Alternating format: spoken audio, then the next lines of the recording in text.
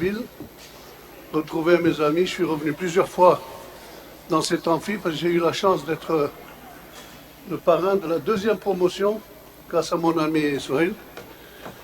Et avec grand plaisir aussi parce que l'université de Blida, sous la direction de mon ami le recteur et mon ami Souhail Tliba, que je salue d'ailleurs, il n'est pas là, a pris beaucoup d'ampleur, eu égard au classement qu'elle a eu ces dernières années. Ah non? Bon, j'ai dit Blida. C'est un lapsus révélateur. Je parle bien sûr de l'université de Béjaïa. En ce jour du 9 octobre 2009, nous sommes réunis pour la soutenance de thèse du docteur Karim Israël, sous la direction du professeur Souhail Tliba, qui va concerner les apports des approches télovélaires dans les tumeurs du quatrième ventricule. Donc vous avez, comme membre du jury, à ma droite, bien sûr, la galanterie m'oblige, professeur Ahman, pédiatre au CHU de Béjaïa, le professeur Belarbi, à ma gauche, qui est chef de service d'Anapat à l'hôpital de Douera, mon ami le professeur Abou Jabal, qui est professeur à l'université de Tizi Ouzou, professeur en neurochirurgie, et moi-même, le professeur Bouyousef, neurochirurgien Blida. Docteur Israël, vous avez 45 minutes, ou peut-être un peu plus, quelques minutes, on va être généreux, pour nous présenter le résumé de votre travail. Vous avez la parole. Monsieur le Président du jury, Madame, Messieurs les membres du jury, chers maîtres, chers consoeurs, chers confrères, honorable assistance, bonjour. Permettez-moi de vous présenter mon travail de thèse dans le cadre d'obtention du doctorat en sciences médicales intitulé « Les apports de l'approche télovélaire dans la chirurgie des tumeurs du quatrième ventricule ». Mon plan de présentation sera évidemment scindé en deux parties, une partie théorique et une partie pratique selon la méthodologie en vigueur.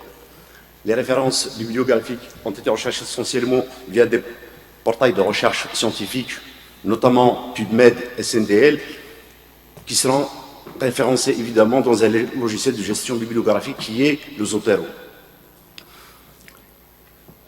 En préambule, je dirais que les tumeurs du quatrième ventricule présentent quand même un défi neurochirurgical, non seulement par leur relation intime avec les structures nobles de voisinage, leur morbimortalité considérable, mais aussi par leur fréquence, notamment dans la population pédiatrique. Traditionnellement, ont été opérées ces tumeurs par voie transvermienne décrite par Dondy.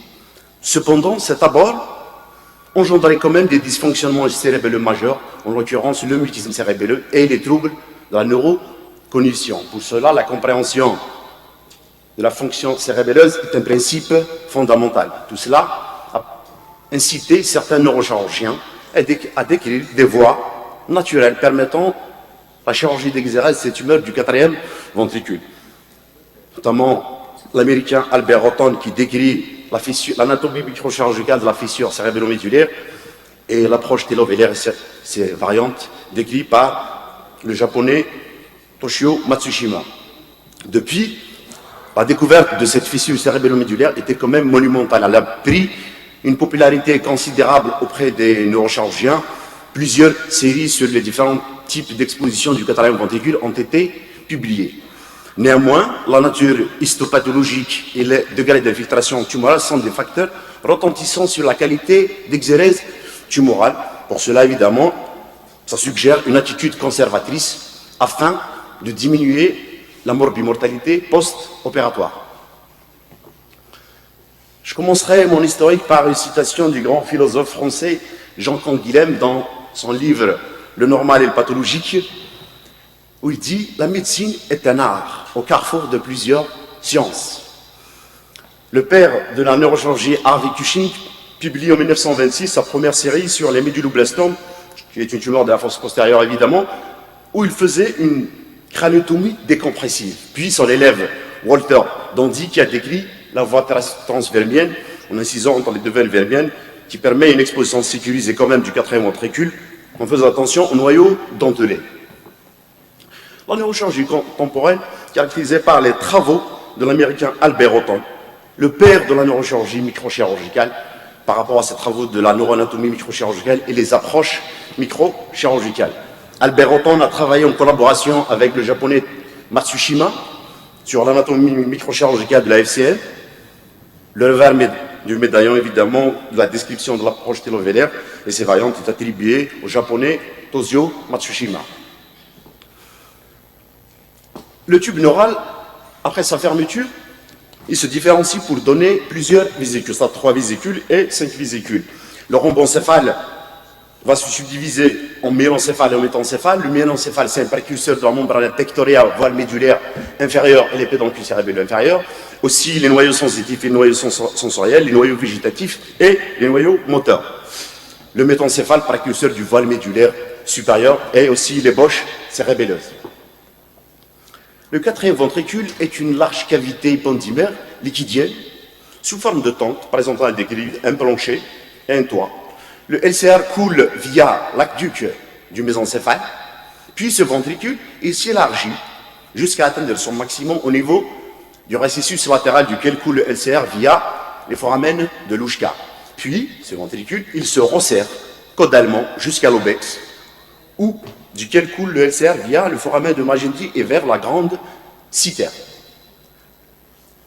Le plancher du 4e ventricule mérite une attention particulière car la chirurgie par approche télovélaire intéresse essentiellement ce triangle bulbaire qui nous fait barrage parfois par l'infiltration, notamment l'infiltration tumorale, car il y a les noyaux sous le plancher ventriculaire, notamment les noyaux ambigus. Il présente à décrire l'aqueductus sylveus, le récessus latéral et l'obex. Il y a le sillon médian qui est appelé communément la tige du calamus, 2 sillons latéraux qui sont un repère fondamental pour les noyaux sur le plancher ventriculaire. Le mur latéral est constitué par les pédoncules cérébelleux supérieurs, moyens et inférieurs. L'imminence médiane de rostral à caudal, représentée par culuculus facial, le triangle de l'hypoglosse, le triangle du vague et la zone postérieurement. Puis latéralement, la zone vestibulaire, puis les strimes médulaires qui démarrent à partir des pédoncules cérébelleux inférieurs et traversent pour disparaître au niveau du sulcus médian. Moi, j'agrandis évidemment de l'aqueduc du mésencéphale et de l'obex, ainsi que le foramen de Louchka.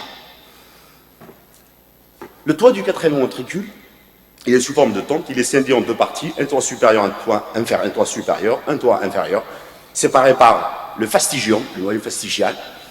Le toit supérieur, il est représenté essentiellement par le voile médulaire supérieur. Le toit inférieur, il est représenté essentiellement par le voile médulaire inférieur, la toile choroïdienne et nodulus, le système floculo-nodulaire. Quand même, cette partie mérite une attention particulière parce que c'est le site, la jonction entre le voile médulaire inférieur, la toile choroïdienne et le nodulus. Ça s'appelle la jonction télovélaire. C'est ce qui nous permettra d'accéder via un corridor naturel au 4e ventricule. 3 fissures essentielles périventriculaires, la fissure cérébello-médulaire, la fissure cérébello-pontine et la fissure mésencéphalique. Une attention particulière, vu la complexité de l'anatomie chirurgicale de cette région, notamment la fissure cérébello-médulaire, on voit bien déjà le triangle bulbaire, une partie du triangle bulbaire du plancher du 4e ventricule. Ça correspond directement au noyau ambigu. On voit bien aussi que cette fissure cérébello-médulaire est traversée par la boucle rostrale de l'artère cérébelleuse postéro-inférieure. La dissection microchirurgicale et la maîtrise de l'anatomie microchirurgicale est une condition sine qua non pour tout neurochirurgien, afin évidemment de pallier aux complications post-opératoires. Cette image par rapport aux éléments vasculaires nerveux qui traversent la fissure cérébello-médulaire voit bien que l'artère cérébelleuse postéro-inférieure, avec ses doubles boucles, caudale et rostrale, la boucle caudale, elle fait barrage à la dissection du sillon uvulo-médulo-tonsillaire et la boucle rostrale, elle fait barrage à l'approche télovélaire, la dissection du sillon biventral et aussi uvulo-tonsillaire. Donc il va falloir la disséquer minutieusement en faisant attention de ne pas tuer la boucle. 3 espaces péritonsulaires offerts pour nous permettre certains abords chirurgicaux. Évidemment, on a l'espace télovélo-tonsillaire qui nous permet l'approche télovélaire, l'espace supratonsillaire qui nous permet l'abord supratonsillaire et l'infratonsillaire pour l'abord infratonsillaire. La pica, l'artère cérébelleuse postéro-inférieure, est une branche de l'artère vertébrale. Elle naît généralement à 15 mm de la jonction bulbo-médulaire. Elle présente un déclive 5 segments.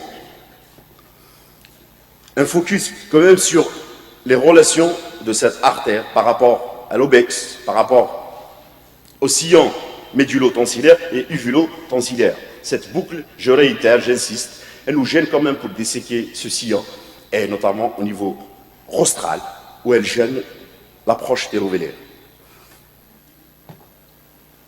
Le rôle classique du cervelet, que ce soit dans la coordination des mouvements volontaires, que ce soit dans la posture, que ce soit dans l'équilibration, est connu par tout le monde. Néanmoins, ce cervelet, quand même, il reste énigmatique et il ne cesse pas de nous surprendre.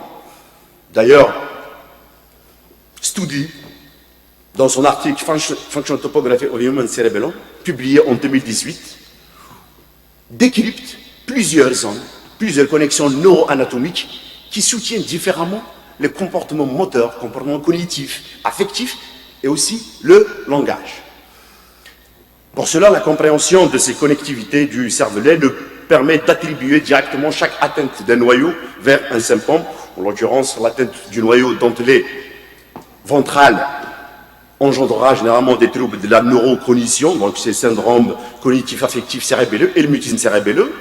L'atteinte du noyau dorsal engendrera une ataxie cérébelleuse et un mauvais contrôle postural est dû généralement à l'atteinte du noyau fastigial. La clinique des tumeurs de la fosse postérieure, elle est commune, c'est le classique syndrome de la fosse postérieure, cas particulier quand même de l'HTIC, notamment lorsque le patient consulte avec des signes d'engagement tonsillaire, en l'occurrence la latérocolie et la crise tonique postérieure, témoignant d'un engagement tonsillaire.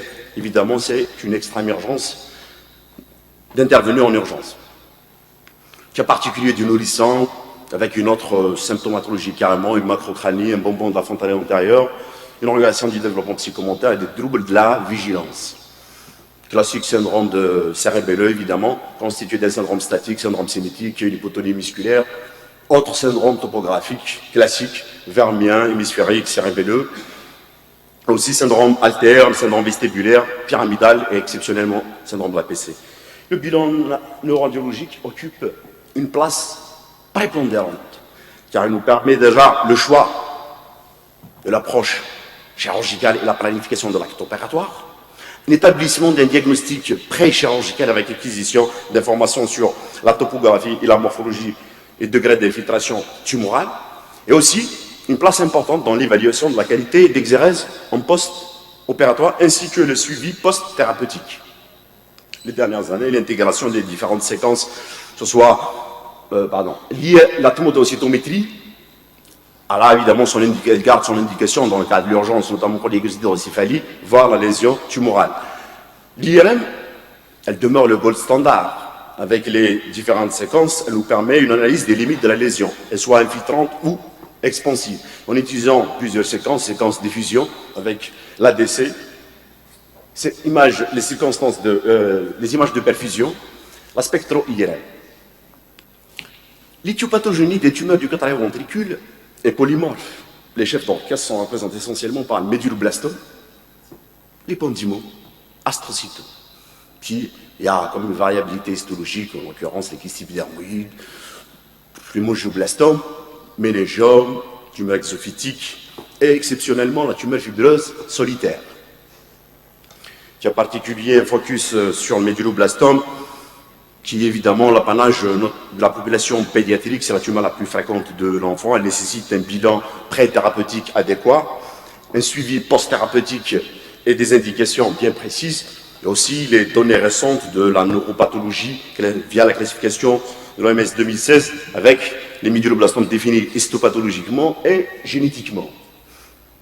Donc les approches, classification de l'OMS 2016, il existe un réflexe quasi pavlovien qui fait que devant tout processus expansif intracrânien, le diagnostic de tumeur s'impose. Cependant, il est aussi grave de ne pas faire le diagnostic de tumeur que de le porter en excès. Pour cela, les principaux diagnostics différentiels, c'est l'anévrisme de la pica et les maves, caverno, cas particulier de l'hermie du Duclos, qui est considéré actuellement comme une lésion de grade 1. Les buts de la prise en charge thérapeutique, premièrement la lutte contre l'hypertension intracrânienne, l'exérèse tumorale, la confirmation de l'histopathologie et évidemment améliorer la qualité de vie du patient, c'est la réduction de la mortalité post-op. La chirurgie des tumeurs de la fosse postérieure nécessite quand même une anesthésie particulière, que ce soit en préopératoire, péropératoire et post-opératoire. La gestion de l'hydrocéphalie dans le cas d'urgence reste problématique. La ventriculocysternostomie, elle permet de traiter l'hydrocéphalie, d'avoir un diagnostic histologique via une biopsie transacducale et aussi avoir une immunostéchimie du LCR. Mais la DVP, DVA et la DVE, dérivation externe, dérivation interne, gardent quand même leurs indications dans certaines situations. Le positionnement opératoire subsiste quand même des préférences de chaque neurochirurgien. 3 types de positionnement ont été décrits, à savoir la position ventrale, latérale et la position semi-assise. La position semi-assise, elle est très confortable pour les chirurgiens. Un rassage permanent de la cavité opératoire via le LCR, néanmoins, elle expose le patient pour l'embolie gazeuse et les décollements suduraux post-opératoires. La technique opératoire, après une installation adéquate du patient, badigeonnage, draping, incision cutanée, musculaire-névrotique, exposant l'écaille occipitale et l'arc postérieur de C1, incision de la durmère centrée sur foramen magnum en lyre en Y, après chirurgie d'exérèse tumorale, et à la fin, après l'hémostase soigneuse de la cavité opératoire, fermeture étanche de la durmère, soit directement ou avec plastie aponévrotique, et puis remise en place du volet osseux. 2 approches essentielles ont été décrites pour la chirurgie des tumeurs du 4e ventricule, l'approche télovélaire et l'approche transvernière. La voie télovélaire est une variante évidemment des apports Troche FCM décrits par Matsushima. On a la voie sous-tensillaire, la voie supra-tensillaire et la voie télovélaire. On fait l'incision évidemment, on va détailler ultérieurement sur cette jonction télovélaire, évidemment. Et l'incision de la toile choroïdienne et les voiles médulaires inférieures sont sans conséquences neurologiques. Les principales ouvertures de l'approche télovélaire, évidemment, sont scindées en 3. Il y a un mode extensif ou le mode acducal, un mode latéral et un mode d'ouverture du mur latéral. Le mode extensif consiste évidemment à faire une dissection médulo-tonsillaire et uvulo-tonsillaire bilatérale. Incision de la toile choroïdienne, des ténias choroïdiennes, jusqu'au mur latéral, avec un refond postérieur parallèle au foramen de Louchka. Ce sera bilatéral et incision du voile médian, du voile médulaire inférieur, après rétraction uvulaire, évidemment. En surface exposée, une image prise au CHU de Béjaïa. La totalité du plancher qui est exposé par ce type d'exposition. Le mode latéral, ça consiste à inciser, à disséquer les espaces uvulo-tonsillaires et aussi amygdalo-biventral.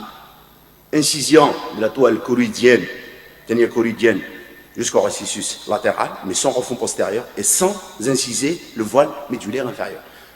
Image exposée au opératoire, image offerte par ce mode latéral. On voit le récissus latéral qui en libère. Le mode latéral d'ouverture murale, ça consiste à la dissection des sillons uvulo-tonsillaires et médulo-tonsillaires, évidemment, du côté de la lésion. Le type d'incision de la toile choroïdienne, des ténias choroïdiennes, jusqu'au mur latéral, avec un refond médian parallèle au foramen de Louchka. Image péropératoire offerte par ce type d'incision. Généralement, c'est pour les lésions qui sont logées au niveau du récissus latéral. On voit bien le mur latéral et le foramen de Louchka. Après, évidemment, c'est l'inspection des éléments du 4e ventricule, c'est l'interface entre la tumeur et le plancher, puis la planification de la résection tumorale. Ne pas oublier la cartographie et le neuromonitoring concomitant évidemment et la surveillance de l'état hémodynamique du patient, vu qu'on va travailler au regard des noyaux ambécus. Toute modification de la fréquence cardiaque, de la tension artérielle, de la SAO2 peut arrêter l'intervention. À la fin, évidemment, on doit inspecter l'aqueduc du mésencéphale, on vérifie sa vacuité. La procédure endoscopique combinée à l'approche télovélaire microscopique, évidemment, ça intègre la philosophie du minimalisme neurochirurgical. Elle permet l'exploration du voile médulaire supérieur, l'aqueduc du mésencéphale, le récessus latéral, les pédoncules, le mur latéral, pédoncule cérébral inférieur, moyen et postérieur. Néanmoins, on doit faire une résection précautionneuse car il faut éviter, même une pression douce sur les noyaux ventriculaires peut engendrer des déficits post-opératoires. L'approche endoscopique a été décrite par Deiva en 2011 au laboratoire de microchirurgie. Évidemment, il expose les différents recoins que l'endoscopie nous permet de voir. Savoir déjà l'aqueduc du mésencéphale, le mur latéral, le récessus foramen de Louchka. On maîtrise évidemment pour pallier à ces angles hors du recoin du quatrième ventricule. Pourquoi choisir l'approche télovélaire? L'approche télovélaire est une approche via un corridor naturel, sans transgression vermière. Elle permet une identification précoce de la relation ou l'interface entre la tumeur et les structures nobles de voisinage, une exposition satisfaisante des différents recoins du quatrième ventricule, en l'occurrence le récessus latéral, le voile médulaire supérieur, le mur supéro-latéral et l'aqueduc du mésencéphale. Il y a moins de risques d'hydrocéphalie post-opératoire. Il y a une manœuvre supplémentaire qui nous permet d'accéder à l'aqueduc sylvéus, c'est l'ablation de l'arc postérieur de C1, et évidemment une réduction significative du mutisme cérébelleux et les dysfonctionnements cérébelleux majeurs, notamment les troubles de la neurocognition. Néanmoins, elle présente des limites. Un attachement, une naissance tumorale profonde est une limite. Les résections subtotales dans l'approche télovélaire ne sont pas dues à une insuffisance d'exposition, mais elles sont dues généralement à la nature histopathologique par rapport à l'infiltration tumorale du plancher du quatrième ventricule. La voie transvermienne décrite par Walter Dandy, elle a l'avantage de nous offrir un meilleur jour opératoire, notamment pour les lésions qui s'étendent au vermis supérieur, mais elle a les inconvénients de ne pas voir les structures nobles jusqu'à la fin de l'intervention. Aussi, il y a une majoration des complications post-opératoires, et elle est faite, c'est une voie quand même qui est transcorticale. L'approche endoscopique transcoïdienne, elle permet de faire d'une pierre deux coups une VCS, ventriculocystérnostomie, pour gérer l'hydrocéphalie, et aussi permettre de faire une biopsie transaqueducale. Ces images du CHU de Blida, VCS, la besace infundibulaire, l'aqueduc du mésencéphale, on voit bien la tumeur qui est logée à l'intérieur de l'aqueduc, biopsie. Dans 4 avantages essentiels, il y a du coup traitement de l'hydrocéphalie obstructive, avoir un diagnostic histopathologique, étude cytologique et diagnostic évidemment biopsie xérès de la tumeur, que ce soit par voie transchoroïdienne ou bien interfornicale, selon les indications. Évidemment, elle a aussi sa place dans les tumeurs de la région pinéale, en plus, les tumeurs exophytiques du tronc cérébral, que ce soit en antérieur, que ce soit en postérieur. La prise en charge, le traitement complémentaire des tumeurs de la fosse postérieure, il est protocolisé et standardisé évidemment selon les types histologiques. Une planche qui résume les conduites devant les méduloblastomes selon les méduloblastomes définis histopathologiquement et génétiquement, qui est scindé au groupe WINT, SSH, groupe 3 et groupe 4, et les sous-groupes moléculaires.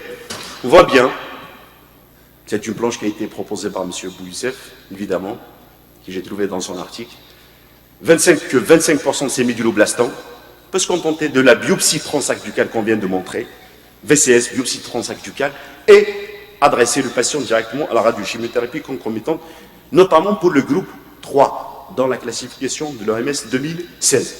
Aussi, les deux sous-groupes SSH, la même chose, VCS plus biopsie thoracique buccale et radiochimiothérapie. Le reste, c'est la chirurgie radicale. Évidemment, les protocoles de chimiothérapie selon le protocole de Pékin. Les complications communes à la chirurgie de la fosse postérieure et notamment du quatrième ventricule, c'est des complications classiques, hydrocéphalie, les pneumocéphalies, les méningites, atteinte des paires crâniennes, dysmétrie, hypotonie, les effets secondaires de la radiothérapie. L'approche télovélaire nous permet d'éviter le mutisme cérébelleux, l'ataxie, l'aggravation de l'ataxie et le syndrome cognitif affectif cérébelleux. C'est pour cela qu'on propose d'opter pour l'approche télovélaire.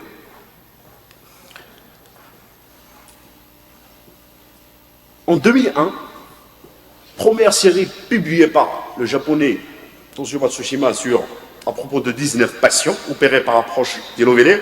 Dans sa série, il a opéré quelques patients par voie télovélaire bilatérale, quelques patients par voie unilatérale. L'évolution post-op, pas de mutisme cérébelleux ni des troubles de la neurocognition.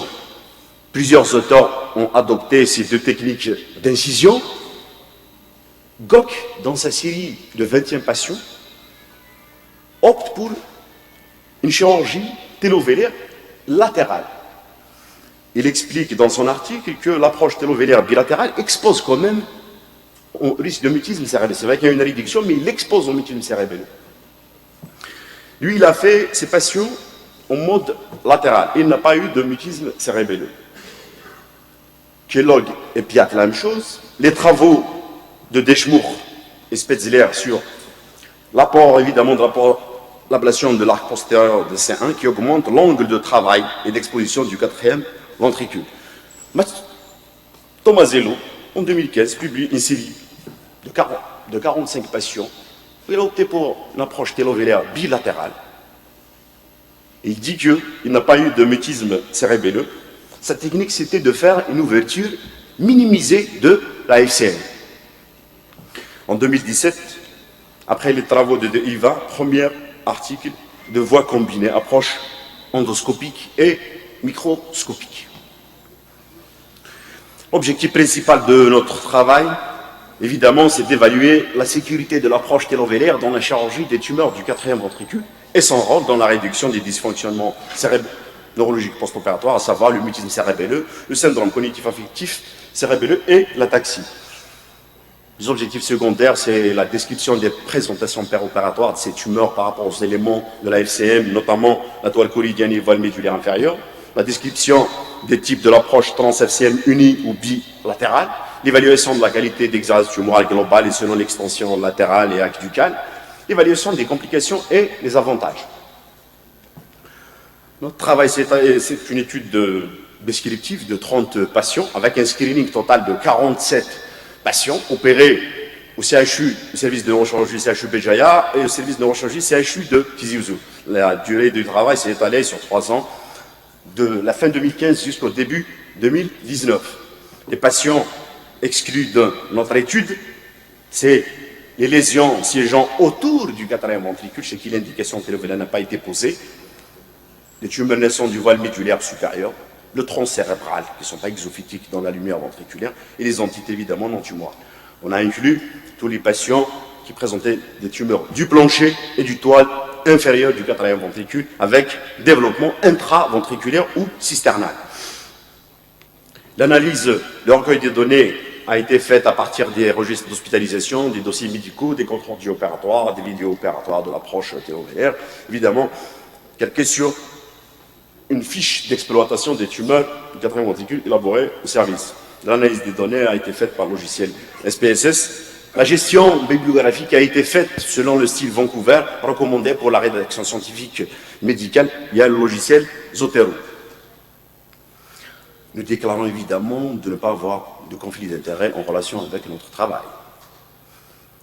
Matériel que nous disposons au service de neurochirurgie CHU Béjaïa, microscope opératoire, l'aspiration ultrasonique, la boîte Roton, matériel de microchirurgie, colonne d'endoscopie complète, La technique opératoire, après un positionnement adéquat, un repérage de l'incision cutanée, badigeonnage et draping, des insertions des plombs musculaires pour névrotiques, exposition de l'écaille occipitalaire constellée de C1, via un volet osseux. Image préopératoire d'un patient qui présente une tumeur du quatrième ventricule.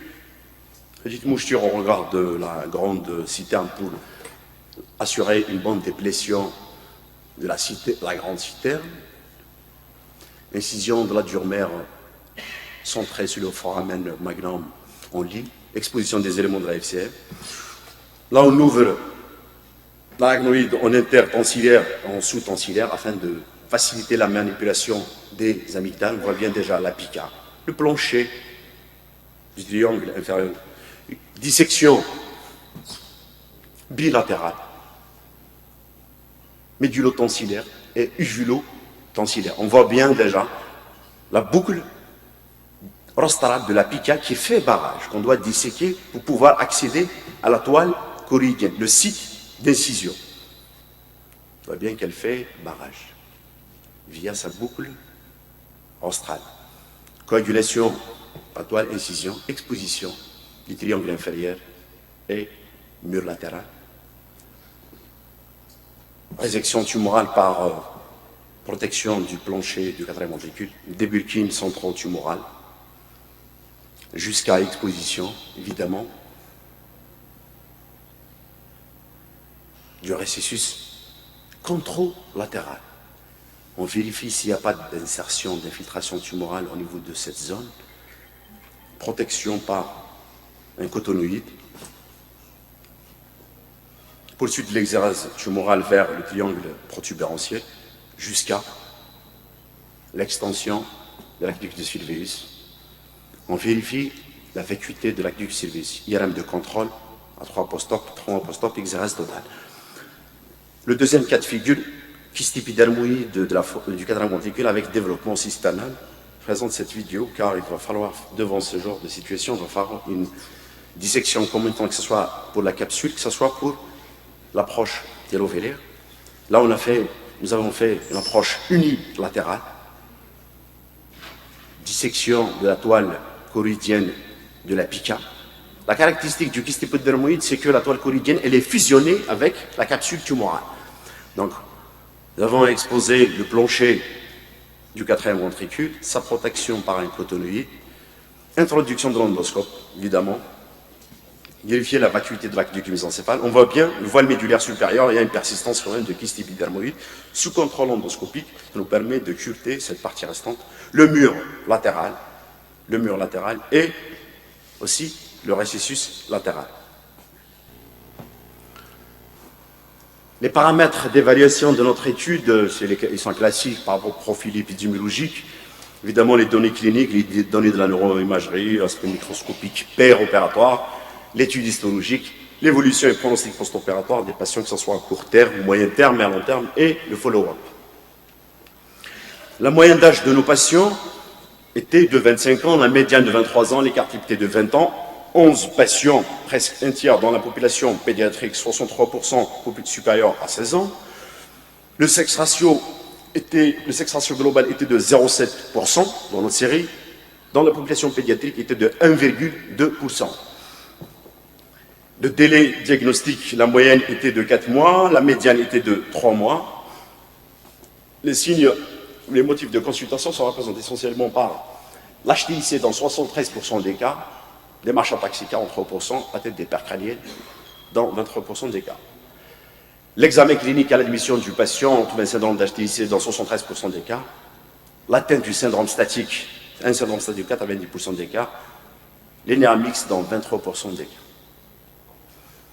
La répartition, évidemment, de nos patients selon la taille tumorale, 17 patients, allant de 56% de nos patients, plus de la moitié ont un volume tumoral supérieur à 4 cm, une taille tumorale supérieure à 4 cm, 43% inférieur à 4 cm. La localisation dans notre série était purement intraventriculaire dans 36% des cas et vermienne à extension intraventriculaire dans 63% des cas. Les conséquences sur les structures de voisinage, hydrocéphalie dans 73% des cas, engagement tensillaire dans 56% des cas. La gestion de l'hydrocéphalie dans le cas d'urgence, on a placé une DVP chez 36% de nos patients, VCS 20%, VCS avec biopsie transacducale dans 7% des cas. Nous avons pratiqué une approche télovélaire microscopique dans 53% des cas, jumelée à l'endoscope, à la voie combinée dans 46% des cas. Le positionnement opératoire, 97% de nos patients ont été placés, installés en décubitus ventral, un seul patient installé en position assise. Le volet osseux, la craniotomie a été faite chez la moitié de nos patients, craniotomie moitié aussi. L'ablation de l'arc postérieur de C1 a été faite chez 2/3 de nos patients. L'engagement tensillaire a été retrouvé de 56% de nos cas. L'état de la glande citerne, elle était libre dans 86% des cas, mais il était rempli quand même avec les lésions au développement cisternal dans 13% des cas. La dissection et la manipulation des tensiles a été faite de façon bilatérale, et 90% des cas dans notre série. Les données péropératoires de cette tumeur avec les structures de voisinage, l'OBEX était infiltré dans 20% des cas. Le plancher du quatrième ventricule, le triangle bulbaire, il était infiltré dans 30% des cas. La toile choroïdienne était normale chez 13% des cas. Étirée translucide, 56% des cas, mais dans 30% des cas, elle était fusionnée avec la capsule tumorale. Le voile médulaire inférieur, fusionné avec la capsule tumorale dans 13% des cas et infiltré par la tumeur dans 73% des cas. Le segment télovélaire de l'artère cérébelleuse postérieure inférieure était infiltré dans 13% des cas. Les sites potentiels de naissance tumorale, voile médulaire inférieur essentiellement dans 63% des cas, le triangle bulbaire dans 13% des cas, le récissus latéral dans 7% des cas. Les modes d'exposition du quatrième ventricule utilisés dans notre série, le mode extensif majoritairement dans 90% des cas, le mode latéral dans 10% des cas. La qualité d'exérèse totale, elle était de 67% des cas, subtotale en laissant un bourgeon tumoral inférieur à 1 cm au site d'insertion tumorale dans 26% des cas, et biopsie exérèse partielle chez 2 patients. La qualité d'exérèse de l'extension latérale vers l'orsis latéral a été faite, 19 patients ont eu une extension latérale, 73% de résection de cette extension latérale de la tumeur. L'extension acducale a été faite chez tous nos patients, 100%. L'histologie, 27% méduloblastome, astrocytome pilocytique dans 20%, épendymome dans 17%. Kyste épidermoïde, 13% des cas, un cas de panhypoglycéride, quand même une histologie très polymorphe. Le traitement complémentaire, 20% de nos patients ont reçu une chimiothérapie seule, radiochimiothérapie concomitante chez 17% de nos patients. L'évolution post-opératoire immédiate. Concernant les complications, on a eu 10% de fuite du LCS, 16% d'aggravation de l'ataxie, atteinte des percaniens qui persistent, mais nous n'avons pas eu de mutisme, aucun cas de mutisme cérébelleux et de mortalité périopératoire et post-opératoire immédiate. La gestion de l'hydrocéphalie en post-opératoire, 3 patients ont développé une hydrocéphalie post-op chez qui on a placé une DVP. L'amélioration de l'ataxie en post-op a été retrouvée chez 21% des cas de nos patients, aggravation dans 10% des cas. La TDM de contrôle post-opératoire immédiate, sans anomalie chez la moitié de nos patients. Hydrocéphalie, un seul cas, des petites suffusions hémorragiques non compressives de la cavité opératoire. Aucun malade n'a été rompu en post-opératoire. Évolution clinique à 1 mois post-op, 43% de nos patients ont un examen neurologique normal, 40%, persistance, mais légère amélioration du syndrome statique. Nous avons enregistré 2 décès, c'était 2 patients qui ont eu un glioblastome de l'OBEX, qui ont eu une atteinte des nerfs mixtes, et un autre cas, c'était un épendymome anaplasique avec atteinte préopératoire des nerfs mixtes. L'IRAM de contrôle à 1 mois a été normal chez 71% de nos patients, un reliquat tumoral chez 28% de nos patients. À 3 mois, 73% de nos malades ont eu un examen neurologique normal, 15% statique, on constate déjà qu'il y a une amélioration du syndrome statique. Un cas de paralysie faciale qui persiste, on a eu deux cas, un cas qui est rentré dans ce traitement médical et à l'éducation. L'évolution à 6 mois, 28% de nos patients ont eu un examen neurologique normal, 4% un syndrome statique, persistance d'un cas de paralysie faciale qui est opéré par anastomose faciale. L'IRM cérébro-médulaire, pas de reliquat tumoral chez 84% de nos patients, reliquat tumoral stable chez 16% de nos patients. À 12 mois, 94% examen neurologique normal, un cas de syndrome statique. L'imagerie aussi, 78% pas de reliquat tumoral, 21% reliquat tumoral stable. Évolution à 18 mois post-op, examen neurologique 90% normal, réapparition d'une atteinte des nerfs mixtes. Un patient opéré d'un épendymome monoplasique du quatrième ventricule qu'on a repris à 18 mois post-op. L'IRM de contrôle, 69% pas de reliquat tumoral, reprise évolutive chez ce patient qui a présenté justement une atteinte des nerfs mixtes. À 24 mois, parce que les patients ont eu un examen neurologique normal, à 30 mois, on a eu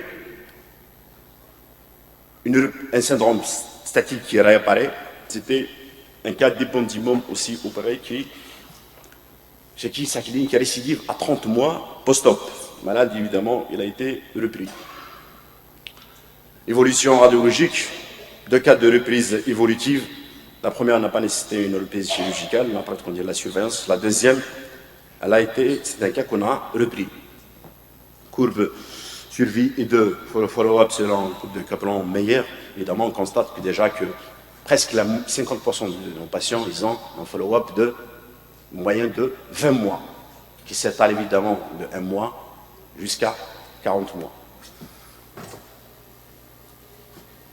Nos résultats, évidemment, seront comparés selon les séries de la littérature. L'âge dans notre série, inférieur à 16 ans, était de 36%, se rapprochant des résultats de Tomasello, 40%. L'adulte, 2 tiers des cas, 60%, Tomasello. Le sexe ratio était dans notre série de 0,7%, GOC 0,7%.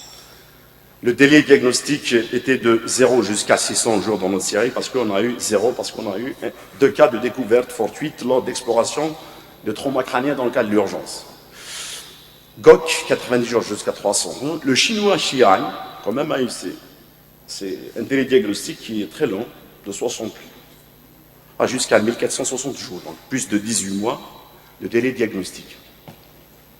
Les signes cliniques dans notre série, l'HTIC a été retrouvé dans 73% des cas. Série égyptienne. En fait, nous avons comparé nos résultats selon les différentes publications de presque de tous les continents. Une série égyptienne par rapport au continent africain, par rapport à notre série aussi. Une série chinoise, une série italienne en Europe, et une série américaine qui est de Ferguson. Donc on a essayé de comparer nos résultats aux différents continents. Le syndrome statique, 90% dans notre série, 40%.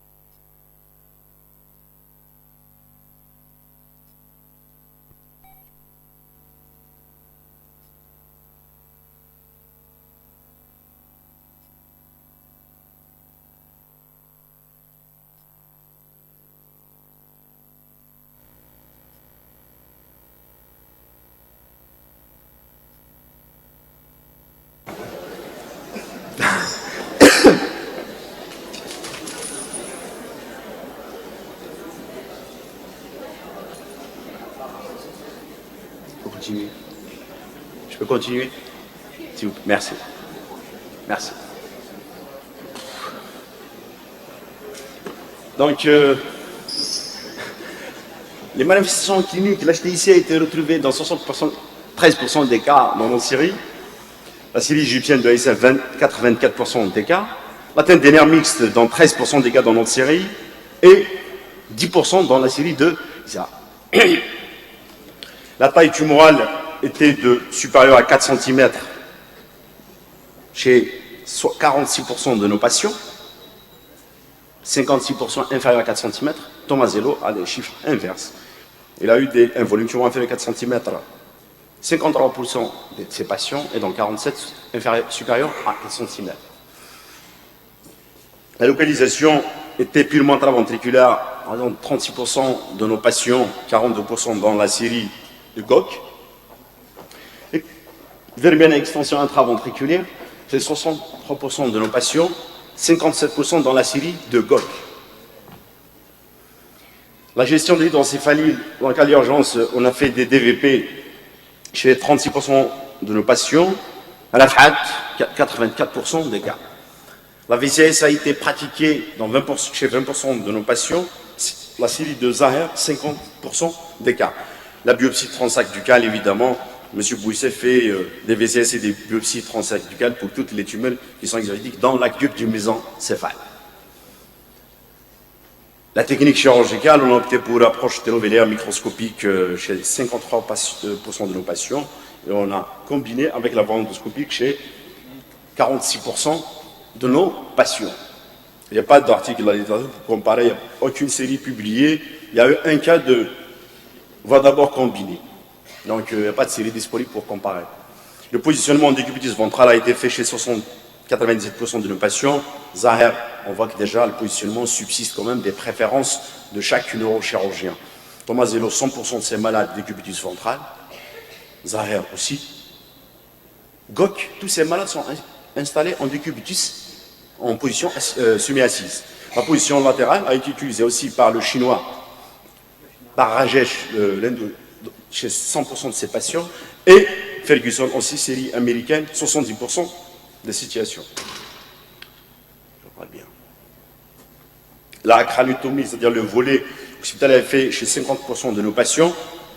Chian, 100% de ses patients. La craniectomie, dans 50% des cas, et aussi Rajesh et la FAT, 100%, ils ne font que des craniectomies à os perdu, évidemment. L'ablation de l'arc postérieur de C1, elle a été faite chez 66% de nos patients. GOC aussi a fait 28%. Elle nous offre évidemment l'avantage supplémentaire pour accéder les meilleurs jours à l'aqueduc du mésencéphale. L'engagement concillaire a été retrouvé chez 56% de nos patients. Tomazello aussi a retrouvé le chiffre qui se rapproche de 33%. L'état de la glande cytale a été infiltré chez 86% de nos patients. LBI qui publie une série égyptienne chez 37% de ses patients. La rétraction tonsillaire a été bilatérale à 90% des cas dans notre série. GOC fait des rétractions bilatérales, a fait des rétractions bilatérales pour toute sa série. Les données anatopathologiques péropératoires, que ce soit l'infiltration de l'OBEX, la toile choroïdienne et le volet médulaire inférieur, dans notre série, l'OBEX était infiltré chez 20% de nos patients, LBI 12% de cas. Le plancher ventriculaire a été infiltré dans 30% des cas dans notre série, 25% dans la série d'LBI. Évidemment, ça conditionne la qualité d'exérèse totale quand on a une infiltration du plancher du quatrième ventricule. Évidemment, il y a le noyau ambigu au regard. On met en péril la vie du patient. La toile choroïdienne, elle est étirée translucide dans 50% des cas de nos patients, LBI 50%, fusionnée avec la capsule tumorale dans 30% des cas, LBI 37% des cas. Le voile médulaire inférieur était infiltré dans 73% des cas dans notre série, LBI, Tomazello 57% des cas. En fait, on doit reconnaître ces éléments de la FCM avant de procéder à l'approche télovélaire, c'est-à-dire l'incision de la toile choroïdienne. On doit comprendre est-ce qu'elle est fusionnée avec la capsule tumorale, est-ce qu'elle est MSI, est-ce qu'elle est normale, est-ce qu'elle est infiltrée par la tumeur. Le segment de la pica a été infiltré chez 4 patients dans notre série. Aïssa, 5% des cas.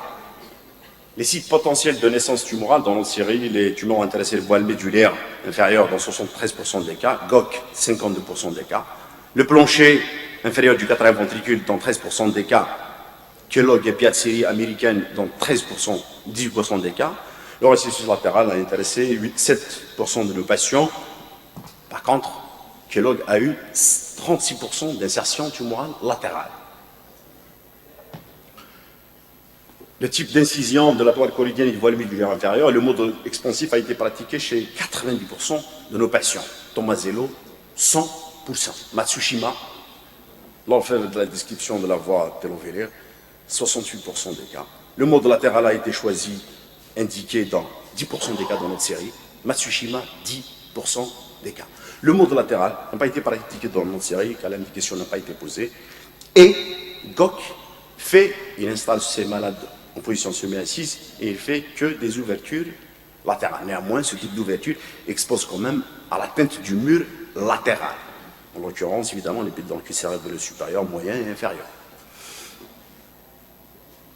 La qualité d'exérèse globale, l'exérèse total a été de 66% dans notre série, Zahir 70%, El-Bahi 68%.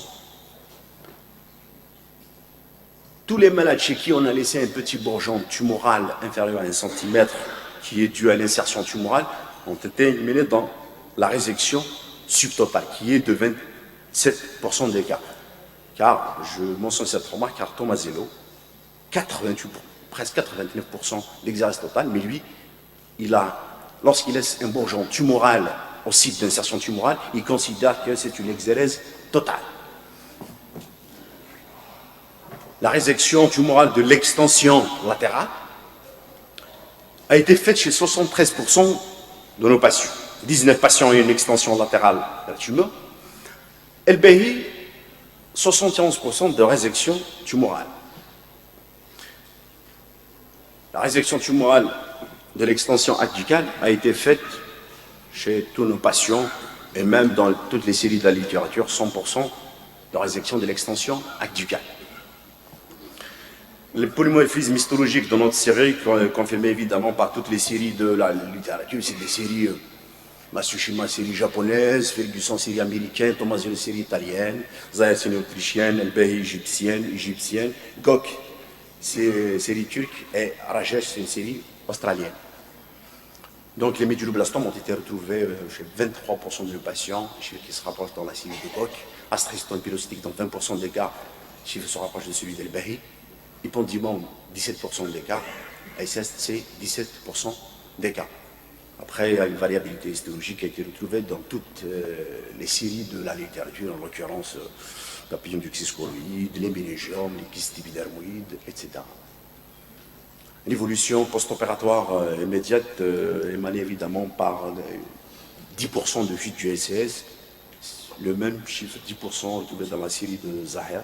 L'HTIC, un cas d'hydrocéphalie post-op qui s'est manifesté par une HTIC, Zahir a eu 30% d'HTIC en post-op, car il ne plaçait pas de dérivation en pré-opératoire pour ces malades.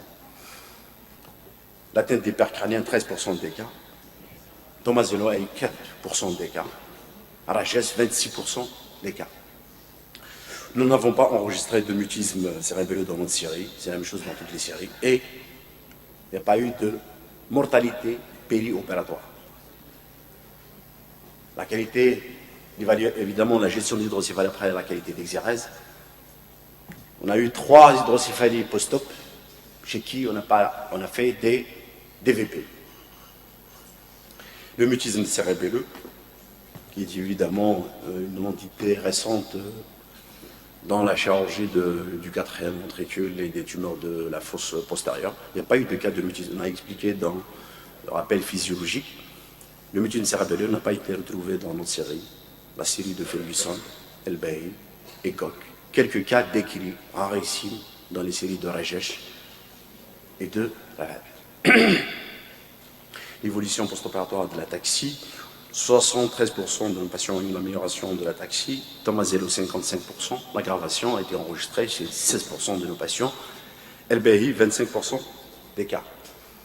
Atrium évolution post-opératoire à 3 mois, examen neurologique normal chez 65% de nos patients, LBI 62%, atteinte hypercrânienne dans 13% des cas, GOC 10% des cas. On a enregistré 10% de décès qui se rapproche de la série de GOC qui est de 9,5%. Le follow-up et le suivi de nos patients, évidemment, le follow-up de 1 mois jusqu'à 40 jours, qui a été exprimé par la courbe de Kaplan-Meier dans les résultats. 2 cas de reprise chirurgicale sur 40 mois de suivi, 4 décès, se rapprochent de la série de chinois Xi'an et GOC. Les 4 décès, nous les déplorons, ils sont un cas de glioblastome monoplasique qui avait une tête dynamique son préopératoire et un poste qui a persisté en post-opératoire, décédé presque un mois et demi après l'intervention. Un enfant qui est décédé d'un lymphome de Burkitt, à 3 mois post-op. Une reprise évolutive d'un épendymome anaplasique à 18 mois post-op qui a été repris mais avec une atteinte des nerfs d'hypercrânien, donc avec des complications évidemment d'inhalation pulmonaire.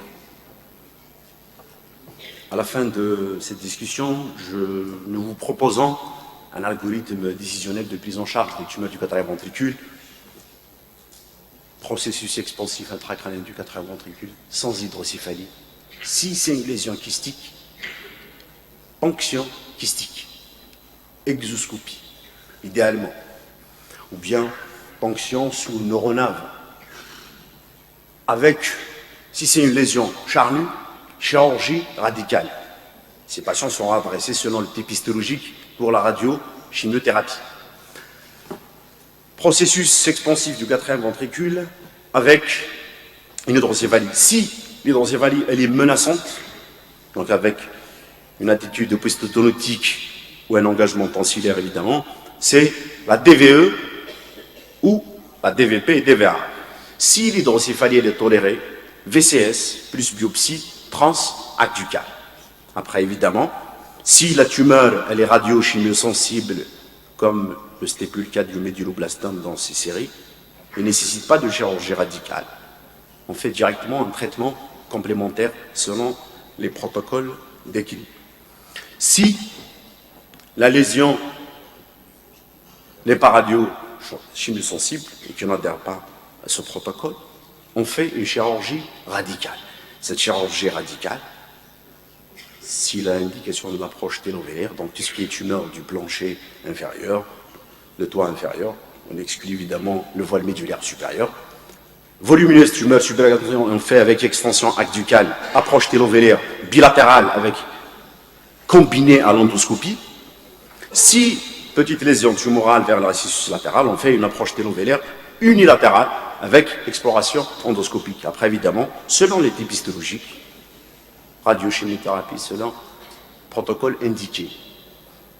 Quelques recommandations, je commencerai déjà par, j'insiste sur la formation de jeunes neurochirurgiens dans la neurochirurgie mini-invasive, qui se fait via des espaces naturels. Comme on a vulgarisé la voie endoscopique et microscopique endonasale, qui était une voie naturelle, on voudrait bien aussi vulgariser l'approche télovélaire, que ce soit microscopique, et pourquoi pas le futur, c'est l'approche endoscopique isolée. Évidemment, j'insisterai sur l'organisation nationale, c'est la prise en charge multidisciplinaire de la tumeur de la fosse postérieure. Faut, quand même, on sait qu'on les a démarrés, mais timidement, les plateformes de travail, formation continue, j'insiste sur les RCP locales, régionales, nationales, pourquoi pas internationales. Ça se fait à titre individuel, mais on doit protocoliser évidemment ces RCP, on doit les standardiser. Évidemment, proposons-nous d'organiser aussi, comme ça se fait dans les pays de l'Occident, la relecture des anapates, double lecture, et aussi l'accès au typage moléculaire. On sait que ça se fait notamment dans le service de M. Belarbi. Tout ça se fait, mais on doit vulgariser ça sur permettre aux patients d'accéder justement à ce typage qui est évidemment l'actualité. L'organisation, évidemment, la réorganisation du registre national, que ce soit par rapport, notamment, je parle la neurochirurgie, je sais que c'est organisé pour certaines spécialités, la collaboration multidisciplinaire, création de centres de référence, notamment dans la prise en charge des tumeurs de la fosse postérieure, c'est-à-dire la population pédiatrique, appelle de neuro-oncologie, ne pas omettre évidemment l'organisation des cellules d'écoute et de soutien psychologique, que ce soit pour le patient, que ce soit pour les parents des malades présentant notamment des tumeurs de la fosse postérieure. On a vu déjà via cette présentation que ça intéresse beaucoup plus les enfants malheureusement. En conclusion, je dirais que l'approche télovélaire fournit une vue panoramique adéquate à l'ensemble du quatrième ventricule ainsi qu'une exposition parfaite des tumeurs de cette région. Cette approche offre des avantages notables quand même, notamment l'exposition précoce de l'interface entre la lésion tumorale et le plancher du quatrième ventricule, favorisant une dissection quand même tumorale qui est sécurisée.